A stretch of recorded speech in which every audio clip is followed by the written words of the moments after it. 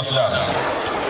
Yoshlar qudratli davlatimizning ertangi kuni yangi O'zbekistonning poydevori sanaladi.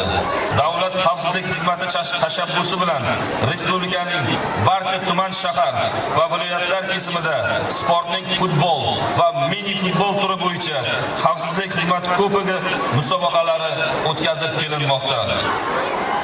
Bugun biz Davlat xavfsizlik xizmati kubogining tuman bosqichi g'oliblarini taqdirlash marosimiga yig'ilganmiz. Ta'kidlash joizki, Davlat xavfsizlik xizmati kubogini o'tkazishdan ko'zlangan maqsad yoshlar orasida sportni ommalashtirish va sog'lom turmush tarzini targ'ib qilish, shuningdek, ularni vatanga sadoqat ruhida tarbiyalashdan iboratdir.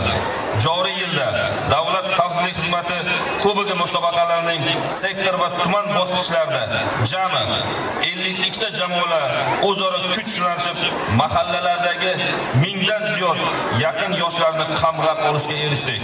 Hurmatli tadbir ishtirokchilari, Davlat xavfsizlik xizmati kubogi musobaqasining tuman bosqichlarida yuqori o'rinlarni olib, musobaqaning viloyat bosqichini qo'lga kiritgan jamoalarni sharafini himoya qilishda omad va ulkan zafarlar tilab qolaman.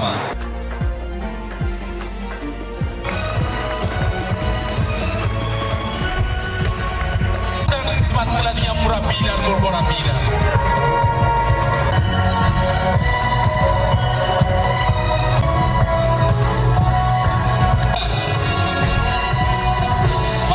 Hurmatli rahbarlar. Yaxshi o'tirasizlar. Iqtidorli qizlar, sportchi qizlar. Har seni chiroyli qilib jalb qo'yasizlar.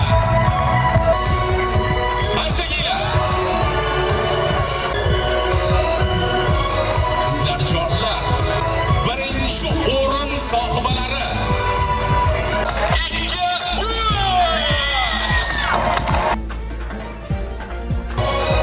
ikkinchi ishtirokchi